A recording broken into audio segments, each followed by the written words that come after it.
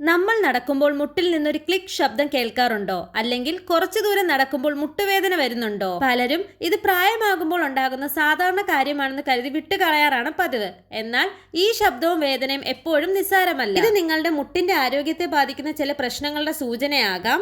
അതെ, ഇന്നത്തെ വീഡിയോയിൽ നമ്മൾ സംസാരിക്കുന്നത് മുട്ടുവേദനയുടെ കാരണങ്ങൾ എന്തൊക്കെയാണെന്നും ഇത് എങ്ങനെ ലളിതമായി മാറ്റിയെടുക്കാമെന്നുമാണ്. നമസ്കാരം, ഞാൻ ഡോക്ടർ നബീല ബഷീർ. ആദ്യം നമുക്ക് നമ്മുടെ മുട്ട് എങ്ങനെയാണ് പ്രവർത്തിക്കുന്നതെന്ന് നോക്കാം. ലളിതമായി പറഞ്ഞാൽ നമ്മുടെ തുടയിലെ നീളമുള്ള എല്ലും കാലിന്റെ കീഴ്ഭാഗത്തെ എല്ലും തമ്മിൽ ചേരുന്ന ഭാഗമാണ് മുട്ട്. ഈ രണ്ട് എല്ലുകളും കൂട്ടിമുട്ടുന്ന ഭാഗത്ത് കട്ടിയുള്ള എന്നാൽ മൃദുവായ ഒരു പാളിയുണ്ട്, അഥവാ കാർട്ടിലേജ്.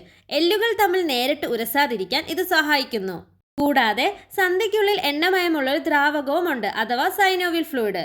ഇത് മുട്ട് സുഗമമായി മടങ്ങാനും നിവർത്താനും സഹായിക്കുന്നു. ഇനി നിങ്ങൾ കേൾക്കുന്ന ശബ്ദത്തിലേക്ക് വരാം. സന്ധികൾക്കുള്ളിലെ ചെറിയ വായു കുമിളകൾ പൊട്ടുമ്പോഴാണ് സാധാരണയായി ഈ ശബ്ദം കേൾക്കുന്നത്.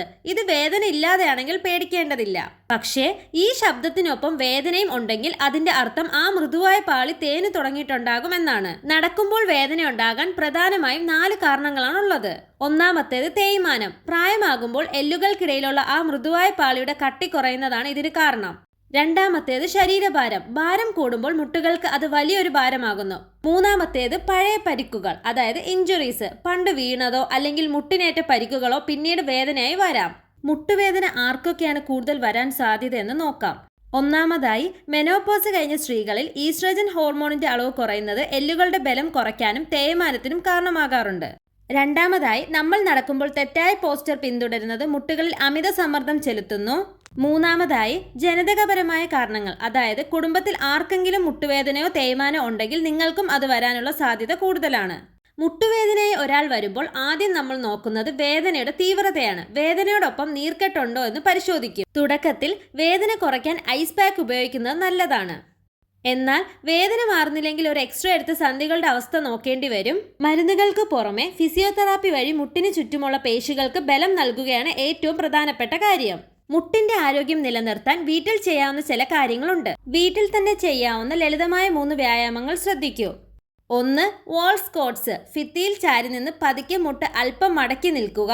ഇത് മുട്ടിന് സമ്മർദ്ദം നൽകാതെ തുടയിലെ പേശികളെ ബലപ്പെടുത്തുന്നു. 2. Hamstring stretch. കാലുകൾ നേരെ നിവർത്തി ഇരുന്ന് പാദങ്ങളിലേക്ക് കൈകൾ നീട്ടുക. ഇത് തുടയുടെ പുറകിലെ പേശികൾക്ക് അയവ് നൽകും. 3. Angle pumps. ഇരുന്നു കൊണ്ട് പാദങ്ങൾ വട്ടത്തിൽ കറക്കുന്നതും മുകളിലേക്ക് താഴേക്കും ചലിപ്പിക്കുന്നതും മുട്ടിലെ രക്തയോട്ടം മെച്ചപ്പെടുത്താൻ സഹായിക്കും. കൂടാതെ ഇനി പറയാൻ പോകുന്ന വ്യായാമങ്ങളും നിങ്ങൾ ചെയ്യാൻ ശ്രമിക്കുക. കസേരയിൽ ഇരുന്നു കൊണ്ട് കാലുകൾ ഓരോന്നായി നിവർത്തി പിടിക്കുന്ന ലളിതമായ വ്യായാമങ്ങൾ ദിവസവും ചെയ്യുക. കാലുകൾക്ക് നല്ല സപ്പോർട്ട് നൽകുന്ന പാദരക്ഷകൾ ഉപയോഗിക്കാൻ ശ്രദ്ധിക്കുക. കൂടാതെ എല്ലുകൾക്ക് ബലം നൽകുന്ന പാല്, മുട്ട, ഇലക്കറികൾ എന്നിവ ഭക്ഷണത്തിൽ ഉൾപ്പെടുത്തുക.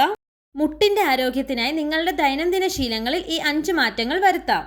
ദിവസവും ധാരാളം വെള്ളം കുടിക്കുക. സന്ധികളിലെ ദ്രാവകം നിലനിർത്താൻ ഇത് അത്യാവശ്യമാണ്. കാലിന്മേൽ കാല് കയറ്റി വെച്ചിരിക്കുന്നത് ഒഴിവാക്കുക. ഇത് രക്തയോട്ടത്തെ ബാധിക്കാം. ശരീരഭാരം കുറയ്ക്കാൻ ശ്രദ്ധിക്കുക. വറുത്തതും മധുരമുള്ളതുമായ ഭക്ഷണങ്ങൾ ഇൻഫ്ലമേഷൻ കൂട്ടും, അതിനാൽ അവ കുറയ്ക്കുക. അമിതമായി പടികൾ കയറുന്നതും നിലത്ത് കുത്തിയിരിക്കുന്നതും വേദനയുള്ള സമയത്ത് ഒഴിവാക്കുന്നതാണ് നല്ലത്. അപ്പോൾ മുട്ടുവേദനയെ പേടിക്കേണ്ടതില്ല, പകരം ശരിയായ രീതിയിൽ ശ്രദ്ധിക്കുകയാണ് വേണ്ടത്. നല്ല വ്യായാമവും ഭക്ഷണ രീതിയും ഉണ്ടെങ്കിൽ നമുക്ക് ആത്മവിശ്വാസത്തോടെ നടക്കാം. ഈ വീഡിയോ നിങ്ങൾക്ക് ഉപകാരപ്പെട്ടുവെങ്കിൽ നിങ്ങളുടെ പ്രിയപ്പെട്ടവർക്ക് ഷെയർ ചെയ്യുക. നിങ്ങളുടെ സംശയങ്ങൾ താഴെ കമന്റ് ചെയ്യാം. കൂടുതൽ ആരോഗ്യ അറിവുകൾക്കായി മെഡ് ടോക്ക് വിത്ത് ഡോക്ടർ നബീല എന്ന ഈ പേജ് ഇപ്പോൾ തന്നെ സബ്സ്ക്രൈബ് ചെയ്യൂ.